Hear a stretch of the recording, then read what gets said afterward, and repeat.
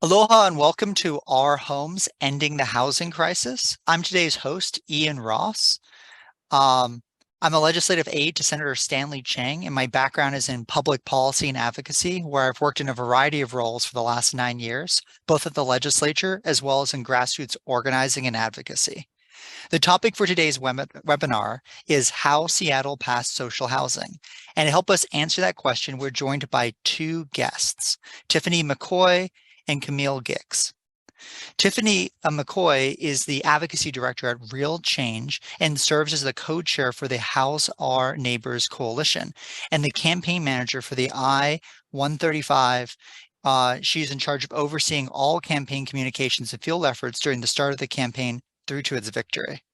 And Camille Gix is a graduate student at the University of Washington studying social policy analysis and housing studies.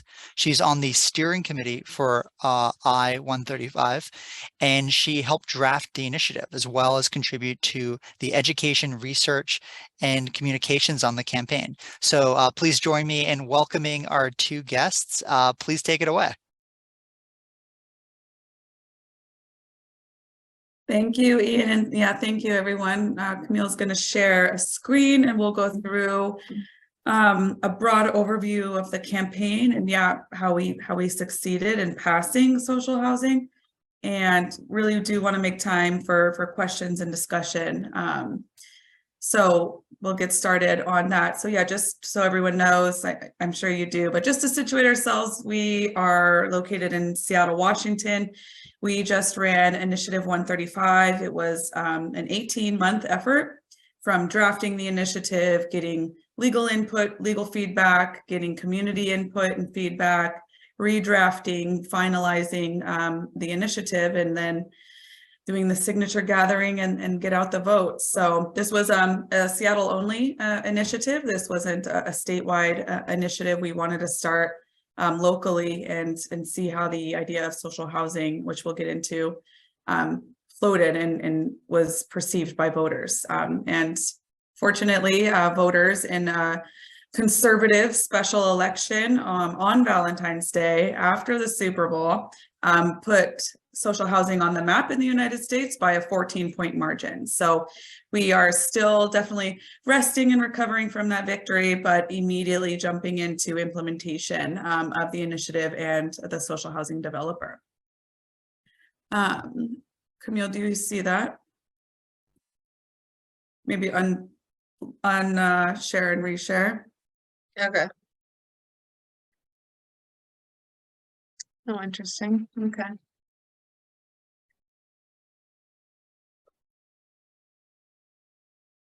Is that better? Yeah. Yeah, that's great. Thank you. Thanks, Ian.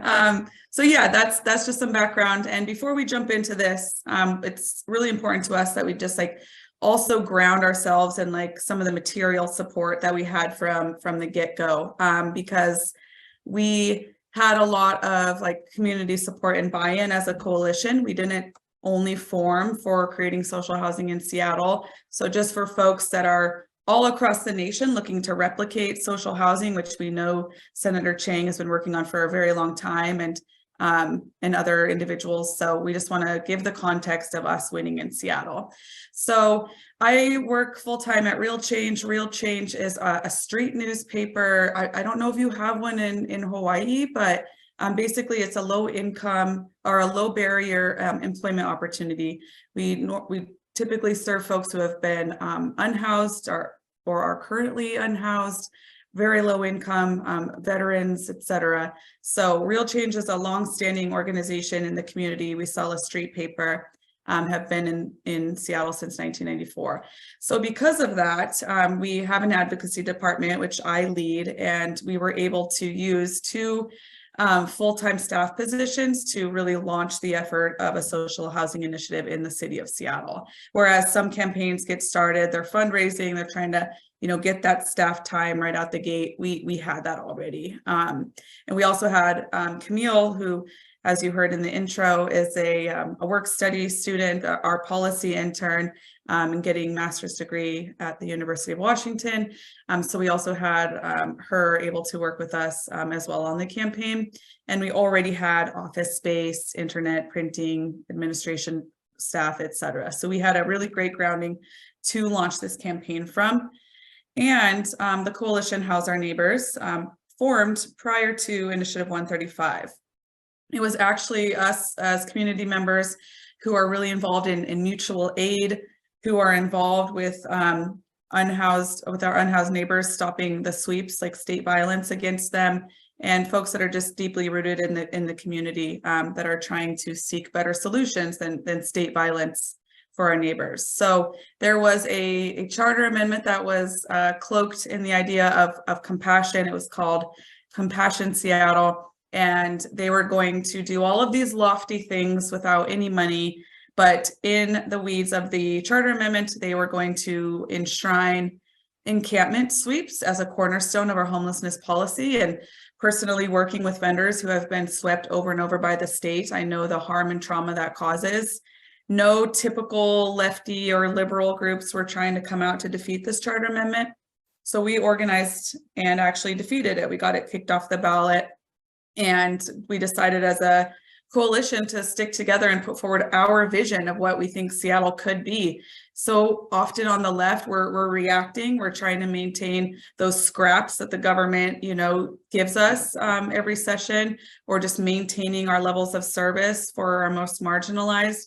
But we wanted to take the opportunity to put forward a bold vision that is completely achievable. We just don't do social housing in the United States outside of, Montgomery County, Maryland. So we wanted to put forward that positive vision. So we already, out of the No campaign, had like a steering committee. We had a coalition. We had folks that had already endorsed us. We already had like communications committees and field committees. So we were able just to really like roll that over into this initiative, putting forward social housing. I'll say too, as I kind of hinted at earlier, Real Change is a trusted community voice, specifically on the left, specifically for folks who humanize those who are dehumanized by the system. So gathering signatures, when we would try to get into the technical pitch of social housing, often signature gatherers would defer to, oh, this is put forward by Real Change, and people would often sign the initiative. And then finally, just to really ground this coalition and this effort and how we were able to win, is we as a coalition made a political choice. And we decided, we had this choice. Do we want to spend our time either lobbying current housing authorities to adopt this model of social housing and add it to their portfolio? Do we want to spend our time on city council or the state legislature to try to get them to do it like years down the road while more and more of our neighbors are entering homelessness and being displaced from this city? We didn't want to do that. We didn't want to spend our like precious resources and time doing that. So we decided to go the initiative route, and we do have the power of that in the state of Washington. So we decided, let's put forward our vision. Let's create the governing board that is going to decide how social housing works in the city of Seattle. And let's really do this out in the public arena, so that we're also getting renters and folks that are oppressed communities involved in this effort, and actually to be part of the visionaries of the city, as opposed to having these backroom closed door discussions. I just want to be very, very clear, like while this is the route we went, if y'all in Hawaii or California or Rhode Island or others are able to do this through your state legislature, because you have legislators that are a lot more ahead of those in Washington state, like right on, that would have been super ideal. That's just not where we were at.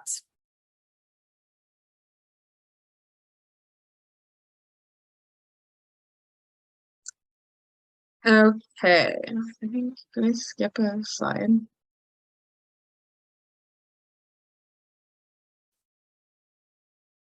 Sorry, 1 second. My computer's frozen. Zach. Is it really? The slides are frozen. I don't know why. Well, while we're working on that, I want to invite all the attendees to feel free to start writing Q&A. We will have some Q&A at the end. So feel free to start lining up some questions that we'll get to a little bit later. And look at that. As I give us the filler and remind people to ask questions, it looks like the slides are working again. There you go. Thank you, Ian.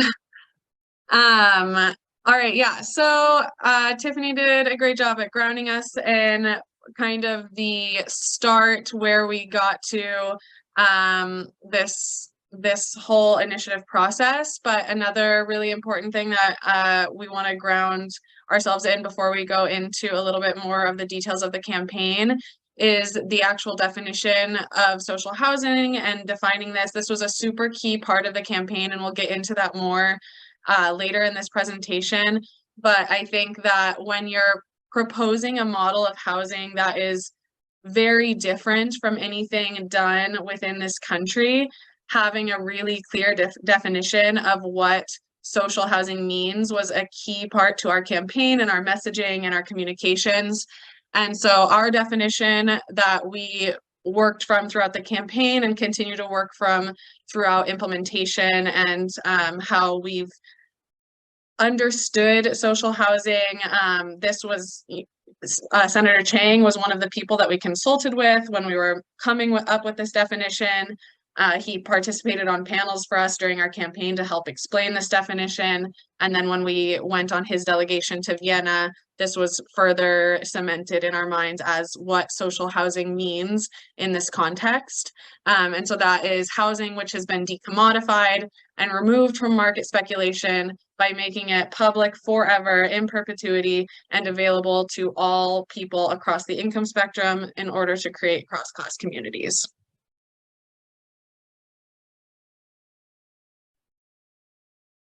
All right, so getting into the drafting process. As I said, this was an 18-month effort from start to finish, and we spent about four and a half of those months just on drafting. So yeah, we had a lawyer trying to figure out what was permissible legally, what was more gray area, what was absolutely not permissible. We found out quite early, unfortunately, that we could not couple the public developer for social housing with a progressive revenue source. We wanted to do that. Washington State has one of the most regressive tax structures in the entire country. We rely heavily on sales taxes. We do not have income taxes in the state, and we also rely heavily on property taxes. So we wanted to pair this with a progressive revenue source to have an annual fund to draw on to build and acquire housing. But we learned through the drafting process that we couldn't do that. But we were not deterred. That wasn't a deal breaker for us, because public developers in the state of Washington do have bonding authority. And that was critical for us to go forward, as well as the ability to create the governing board. Focusing first on the bonding authority, that's critical, and we'll get into that a bit more later, because we need to be able to bond on future rents just to have a larger revolving loan fund to continue snatching up properties off the private market. So the ability to bond on those future rents and to take out debt was one key reason we kept going forward with this model, even though we couldn't couple it with a progressive revenue source. The second is the ability for us to completely create the governing structure from scratch. So instead of going through the city council, where the legislative branch and the executive branch would have a tremendous amount of authority over who sits on the board, and as we know across the country, oftentimes that means you're kind of recycling these same people over and over onto the boards, and not really coming up with different ideas or different options or different visions. So those were two of the key reasons we still went forward with Initiative 135, in addition to all of this other rad stuff we were able to put in it, such as a passive house mandate on all new construction and prioritizing union labor for all of the builds as well. So that's the drafting process. We did this on a weekly basis, working with all of these groups that are listed on this PowerPoint right here, from folks who endorsed us on the campaign that we worked on before. We brought in actually a lot of students from UW who are really interested in this. We always want to, as a coalition, have teaching moments and like educational opportunities. We really try to ground ourselves in not being gatekeepers. Like, we should all be learning this together to make this country a better place for everyone. But these are really the folks that worked a lot on the initiative. And yeah, Camille was essential in that, drafting and coming up with some of the board structure. And we decided too to have a renter majority board structure. One of the things that would never, ever have happened if we had done it through a legislative process. So yes, we have the first renter like majority governed developer as well for social housing. But yeah, so we had a research committee. We met for 3 to 4 months.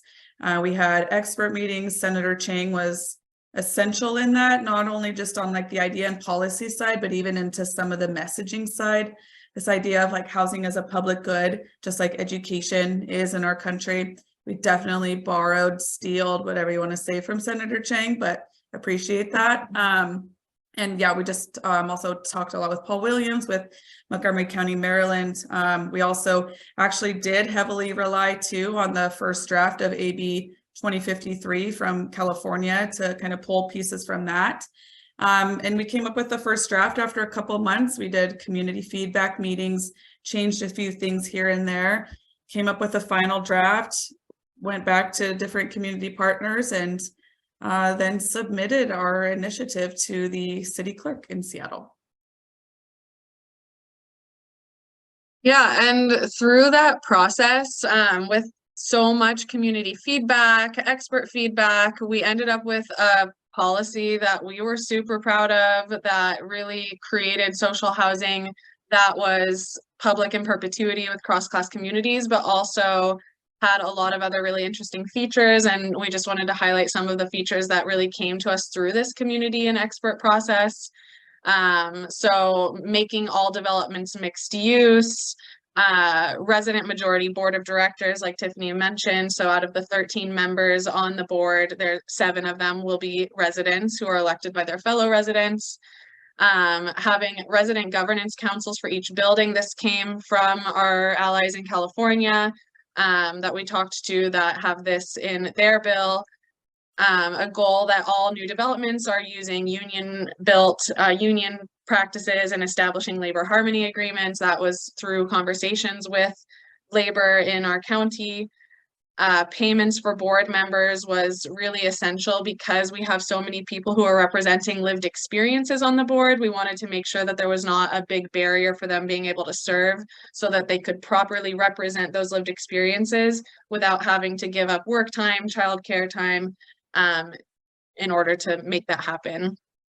Having a goal of a low barrier application process. This is essential to the Real Change mission. As Tiffany mentioned at the beginning, Real Change is a low barrier employment opportunity for low income people. And so having low barrier application to housing is also critical. Having the passive house mandate that Tiffany mentioned for those high green standards came through expert meetings.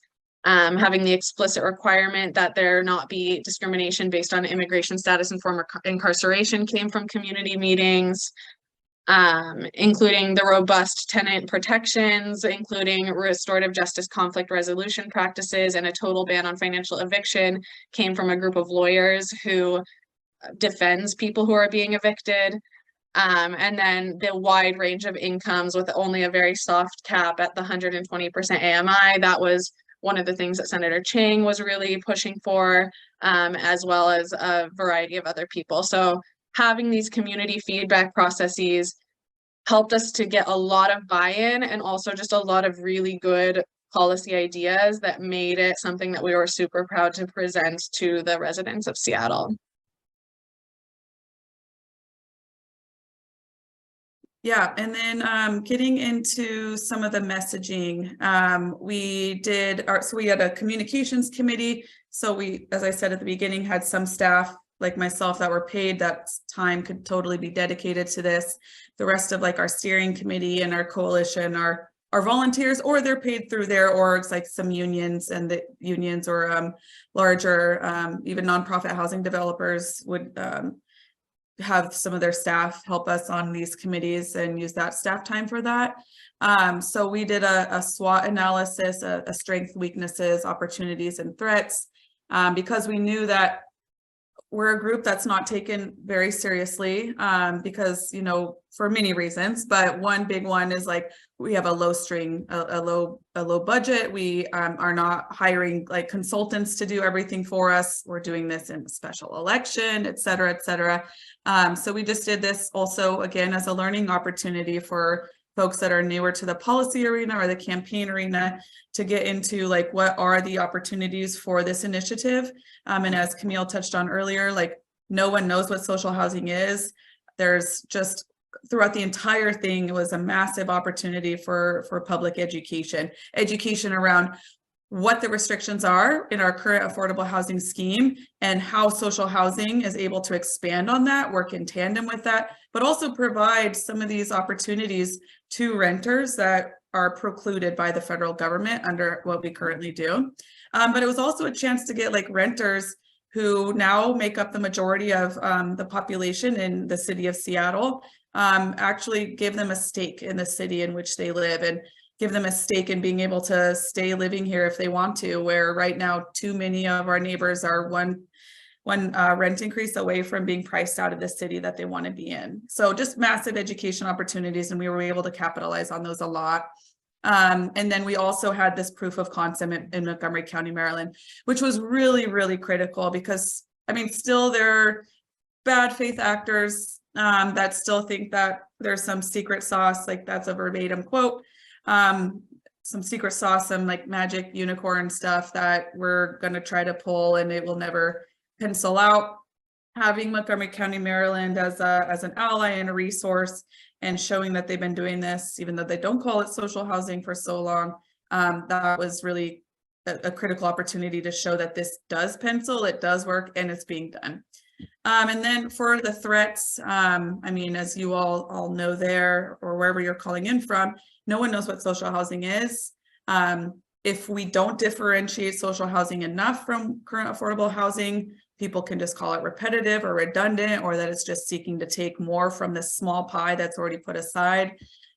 Or there's also a threat of equating social housing with how public housing has been done in the United States in the past, which we all know was an abomination, to put it bluntly, and public housing was failed. It was set up to fail. It didn't fail just on its own volition.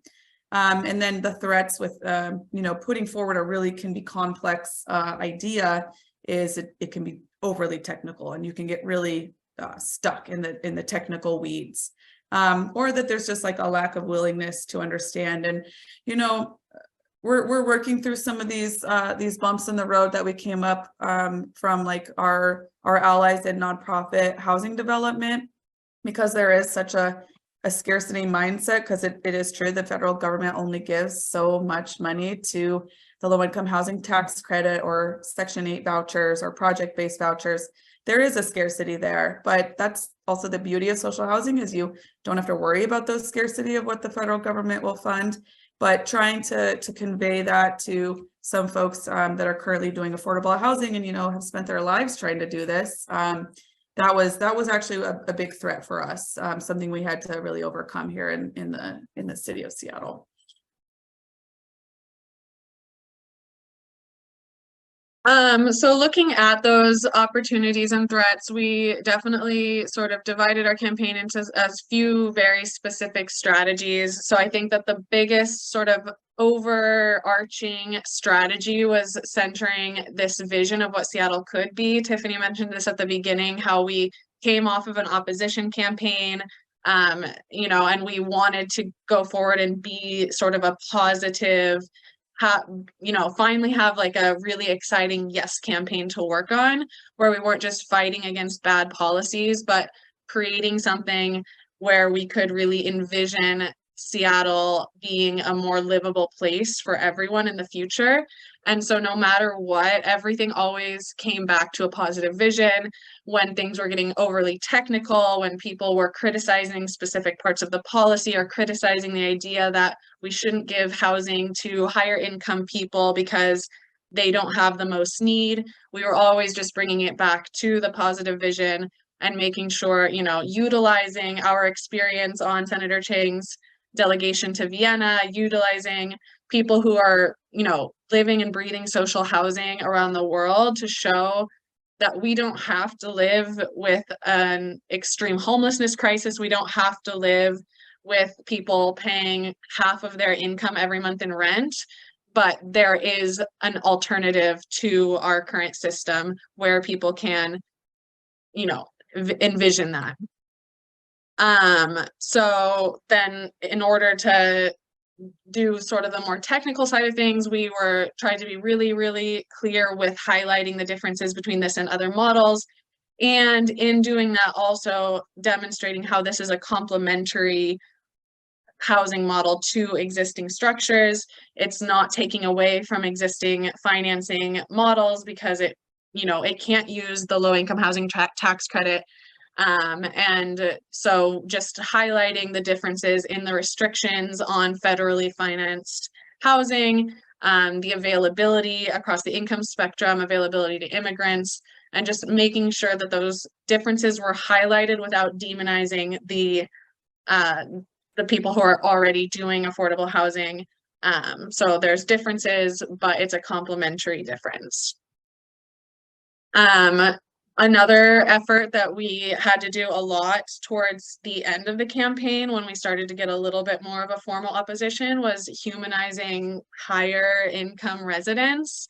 We had an opposition calling people in the 80 to 120% of the area median income rich renters. And so we had to be really clear as that 80 to 120% AMI, especially in cities like Seattle and places around the country where there's a large proportion of people who work in tech, that's not rich. That is still extraordinarily rent burdened.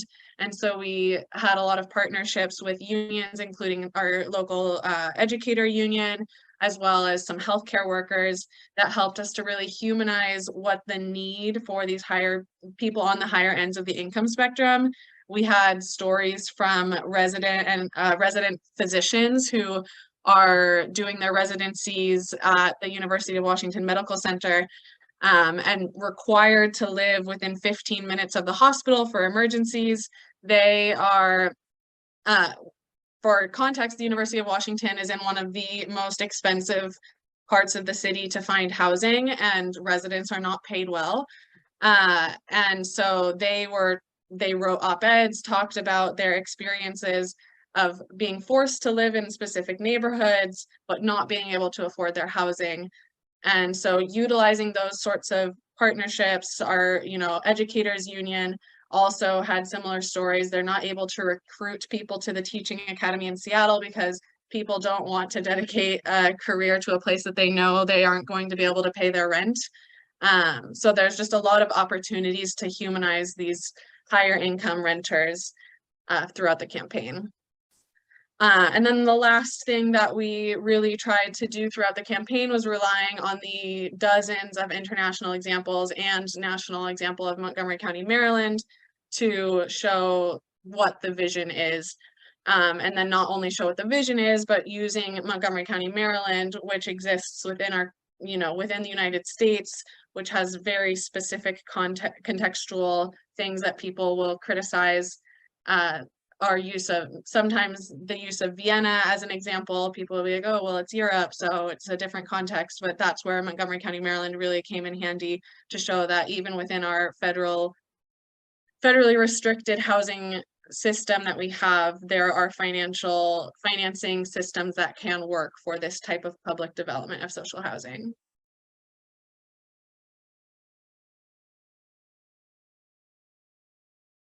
So yeah, we wanted to talk a little bit about how we created that buy-in and this large force that did get us to win on a February ballot by 14 points. I mean, you know, this meant for us canvassing, before the holidays in December, and then right after the holidays when it's like snowing and raining. So, but even from the beginning, when, I think we raised overall $230,000 for this. How do we get this buy-in? And I know there are lots of efforts happening around the country right now on the inception of coalitions to get buy-in, or at the state level to get buy-in. So we just wanted to share a bit of how we did that here.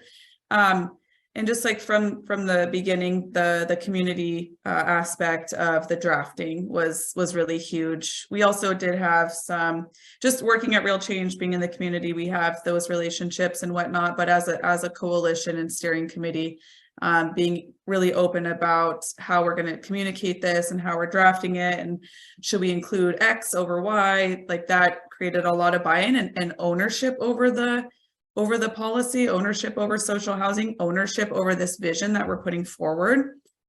So that was really, really critical in getting like endorsements, and also just getting people out canvassing and text banking and calling folks and getting them to turn in their ballots in time.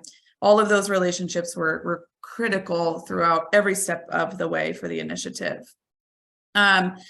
For endorsements, because especially when you are a deeply grassroots campaign, when you don't have a lot of money to hire or to just spend in the public sphere on like ads, digital purchases and whatnot, we just really, again, went back to our base and reached out to folks that we knew would give us even honestly some more credibility, as opposed to a bunch of like lefty activists that are putting forward policy. Yeah, you can imagine the things that we heard. But so with electeds, we did a lot of strategic targeting. We did get some really strong state legislators and a county council member here who endorsed us. At the city level, it's actually not permissible for city council members to endorse initiatives. If they are asked how they will vote on an initiative, they can say that, but they can't endorse because they can't use their political office to sway an initiative at the city level. We actually also had a lot of pushback from local electeds, folks that you just like really wouldn't imagine would be against this were, so we had to, broaden out a little bit more, but specifically go after like folks who claim to be housing champions and ask them to get behind this. It was also really key for us to get service providers. So what we mean by that are current nonprofit developers. I don't know what the equivalent would be in Hawaii, but here in King County, we have the Housing Development Consortium, which is like dozens of different nonprofit developers, for-profit developers, banks, et cetera, that do housing construction. And they came out in opposition quite early on, concerned about not receiving the housing levy, concerned about us duplicating efforts, concerned about us taking our eye off the ball of what's currently happening. So that again gets into like that communication piece that Camille really stressed. We had to decide, like, this wasn't ever about bashing what we're currently doing. Like, folks are doing the best they can with the market tools that they've been given. But there is this other option. There is this other model out in the world that is working every day. There's no reason we can't bring it here to the United States. So we were really focused on getting some current nonprofit developers to endorse this effort and see it not as in competition, but we should be working together against the private market. So we got a few of those folks who were members of the Housing Development Consortium, some more on the smaller scale, some on the larger scale, that came out and really helped to legitimize this idea that social housing is A, different, but also B, completely necessary. And having current service providers was also key because they know that there is such a thing as a benefits cliff, for instance. And we know that at Real Change. We know that vendors do not take certain jobs because they're worried about losing their SNAP benefits or their housing voucher. We have staff at Real Change who have been unhoused in the past that work a set amount of hours so they don't lose that prized voucher. So service providers know that their populations would benefit from not having to like go from some sort of a safety net completely just onto the private market. So that helped also to legitimize the need for social housing. And then getting endorsements from labor.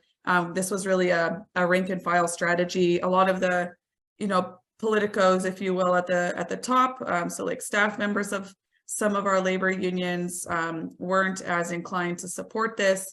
It really took like the rank and file of the entire county to overwhelmingly pass the endorsement. We had some unions here and there, specifically those that work with like folks that are in like our low income service sector jobs, who got on board really, really quickly. But yeah, it's super important to get labor involved and to get them supporting. And then we also, created an expectation of our endorsers to take an active role. So we have monthly coalition meetings where we, report back from the campaign, the day-to-day, what's happening, what new endorsements we've received, what kind of like challenging areas we're navigating, and getting feedback on that. And then it was also just regular communication with action items. And I mean, these are still things we're doing now during implementation.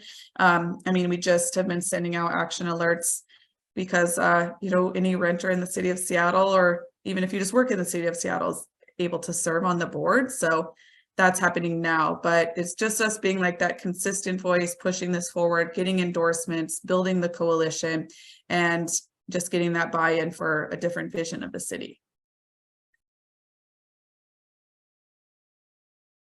Yeah, so just to kind of wrap up the presentation part, and then I know that we'll definitely leave some good time for questions and discussion. But just to kind of tie all of that into where we're at now. So as of our election day was February 14th.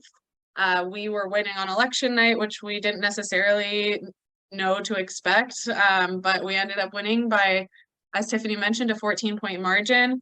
That was certified on March 1st, which started a clock to get the implementation phase up and running. It has been a really fast process.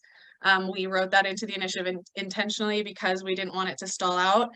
But we are currently working on the board appointments. So as we mentioned, there's a 13-member board. All 13 members are appointed by a variety. I think there's 6 different appointing entities for the 13 members. So coordinating those are things that we're continuing to advocate for. And all of those appointments have to be made by April 25th. So less than a month from now to get all of those appointments done. As far as funding, we're in the short term looking at operations funding. So we mandated in the initiative that the city is required to give 18 months of startup support, including in-kind and funding support for staff members. So that's something that we're actively working on and running into some legal hiccups that we didn't anticipate upon, during the drafting phase, but now that it is in the city's hands, there are some legal hiccups. So we're potentially not going to get all of the money as quickly as we were hoping to get it for the developer. So there's just been a lot of continuing advocacy around making sure that the developer is really supported, that the board members, once they are appointed, are supported legally and financially. And then in the medium to long term, of course, we are going to be looking at a variety of ways to get capital funding for the developer to start actually developing and purchasing buildings. So that is an effort that we will likely do possibly through another initiative process to get a progressive revenue source for it. And then also working with the city council and state to get funding at those levels.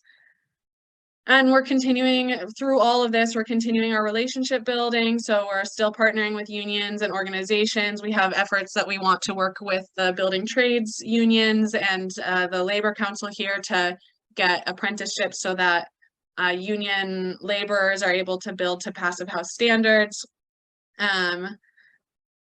Mentioned that partnering with service providers and legislators to get the funding that we're talking about, and to just really make sure that this is super supported. So getting the initiative passed was very much step one in what we are, recognizing as a multi-year process. So we are through step one, and now implementation is going to be several years, and we're going to be with it every step of the way, making sure that the people who are running the developer and, you know, legislating for our city and state are supporting it so that we can have a successful social housing developer here in Seattle.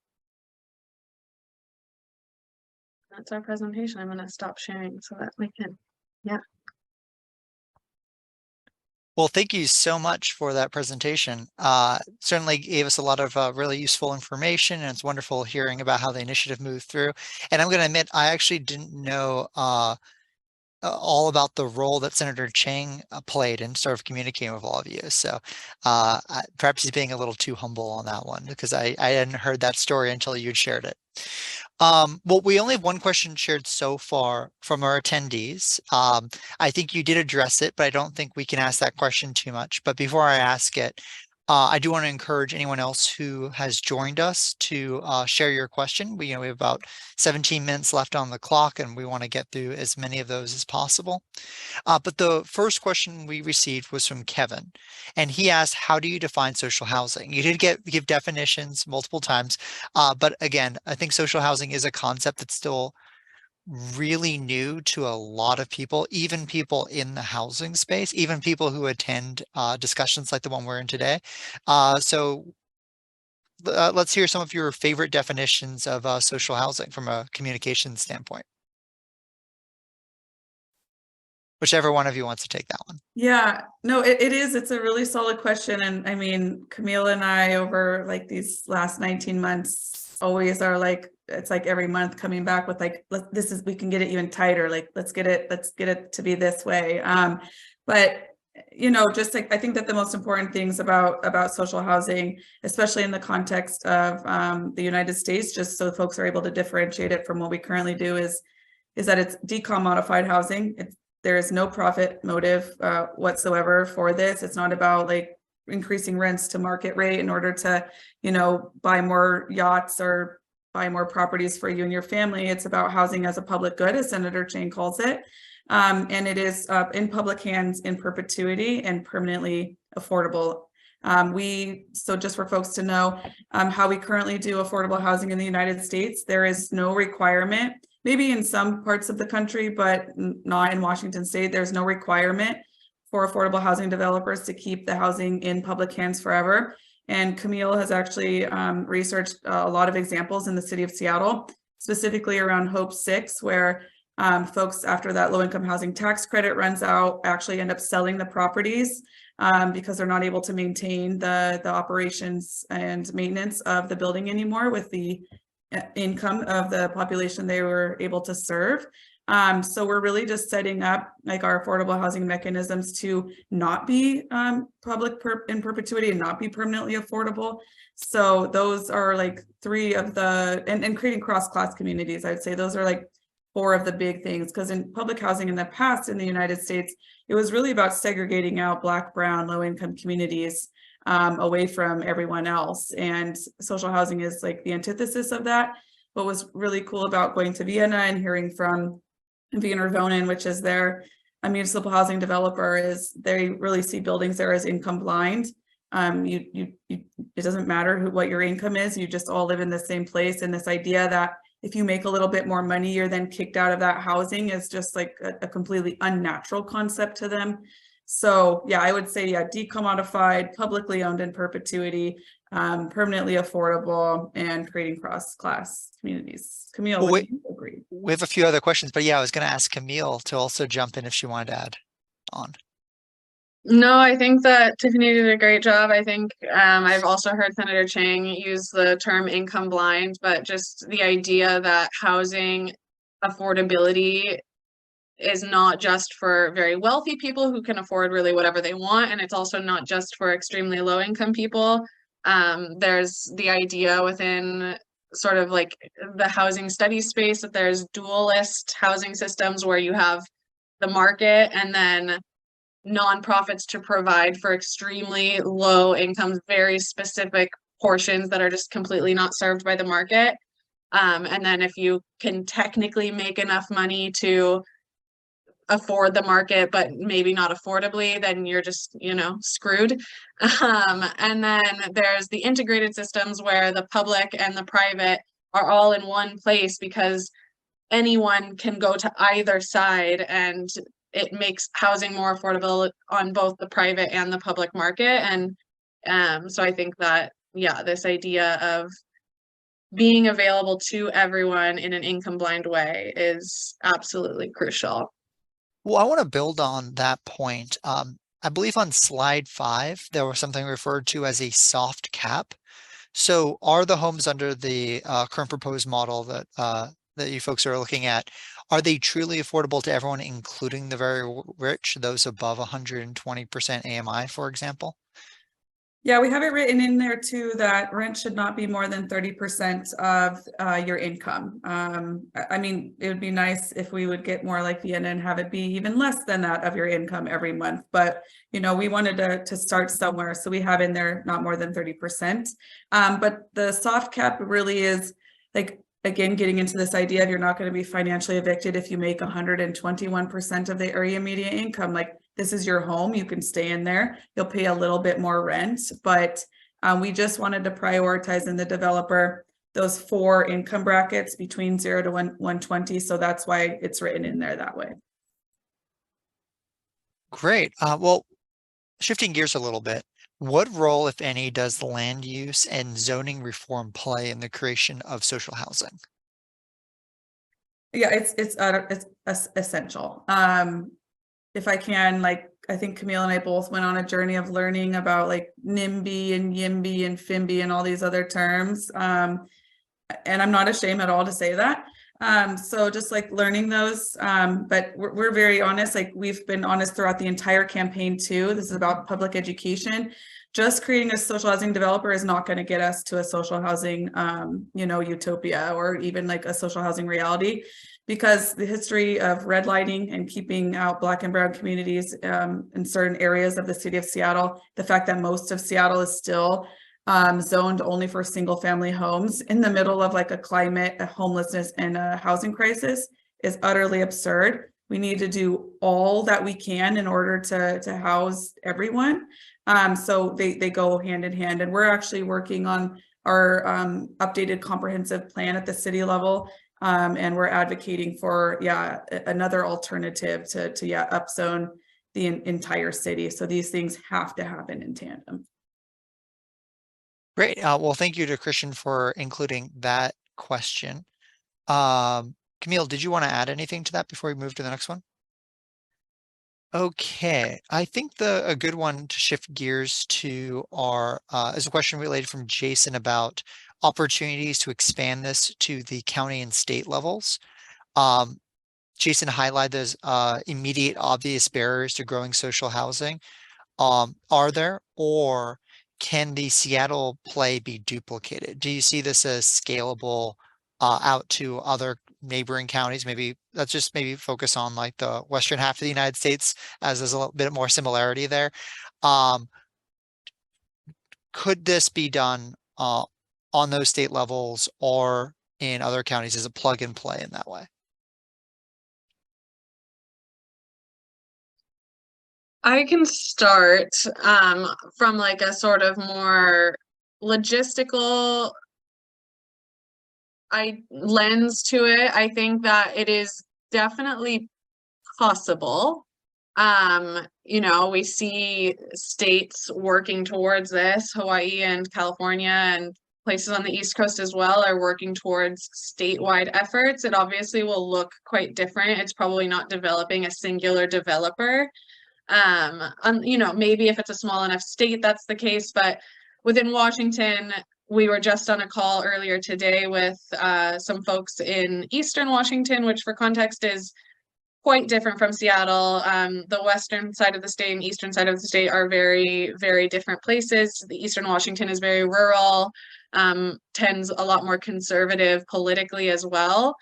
But there's also just a lot of income differences, and we're talking about potential state efforts and funding later on for the types of efforts that they're doing in this Eastern Washington town and our own, which there's a lot of similarities, but then there's also a lot of differences. There's not as much rentership in these places. There's, you know, the populations are much smaller, so there's a much heavier focus on home ownership. And so I think that having it be more municipally focused is important in our context, just given the huge differences across the state. But we do know that there are people in other cities that want to replicate what we've done. We've talked to Tacoma, which is one of our other large cities in the state, who's interested in doing something. One of our direct suburbs is also interested in doing something similar, and their council is actually interested in potentially just doing it the legislative route. But I do think that like a state level effort could happen. I don't know if it would happen through legislation, just knowing our state legislators here. But I think it is definitely replicable. I don't know if you have anything to add, Tiffany. No, it's replicable. It's just that give and take. Do you have the initiative system in your state? Do you have the ability to start up this coalition? So yeah, it's just give and takes. If you do it through the state legislative route, you're not going to like have everything that we included in the initiative, but you're going to have, you know, the state behind it and that local government buy-in and potentially funding right out the gate. Like there's just give and take with every approach. The exciting thing is there's a lot of people across the entire country trying it. That's what's the most important. Great. Well, thank you so much for the information and letting us know. So it sounds like this is just the beginning of a lot of grassroots organizing around this issue, far from the end.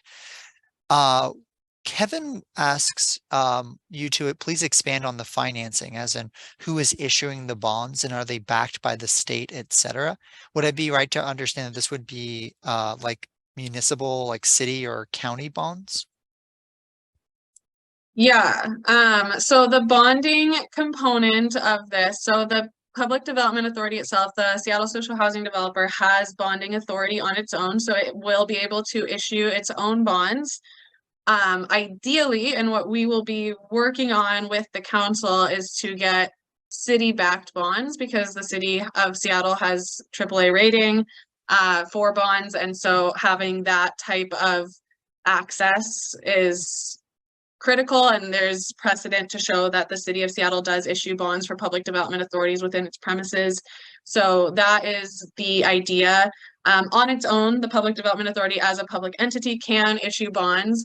It's just more ideal when there's the partnership with the city because of their long history and track record of, you know, being good on their word, paying back their debts. And so that is the ideal situation, but we know that there's a lot of proof to show that the type of development that we're proposing, the cross-class, mixed income, social housing development, even without the city's AAA backed rating, there's a lot of proof to show that the developer on its own will be able to pay back its debts.